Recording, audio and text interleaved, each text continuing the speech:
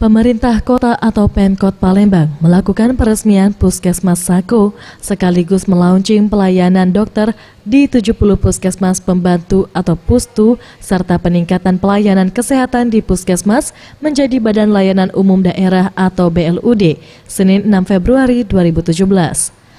Wali Kota Palembang Harno Joyo yang meresmikan langsung puskesmas ini mengatakan jika pembangunan puskesmas baru ini merupakan bentuk pemerintah untuk melayani masyarakat.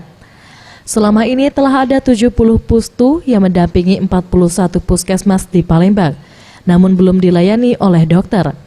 Diharapkan dengan adanya peningkatan pelayanan ini dapat menjadi tempat pelayanan yang baik bagi masyarakat. Nah, mulai saat ini kita launching bahwa puskesmas pembantu yang jumlahnya 70 unit di Kota Palembang ini mulai hari ini akan dilayani oleh dokter. Tetapi oleh karena keterbatasan jumlah dokter kita yang belum siap untuk melayani setiap hari, sehingga kita jadwalkan. Puskesmas dan Pustu diharapkan juga dapat membina masyarakat menerapkan pola hidup sehat dan bersih sesuai dengan program gotong royong pemerintah Kota Palembang. Dengan hidup sehat dan bersih, masyarakat tidak harus berobat di puskesmas. Anugerah Sandi Pratama, Sriwijaya TV.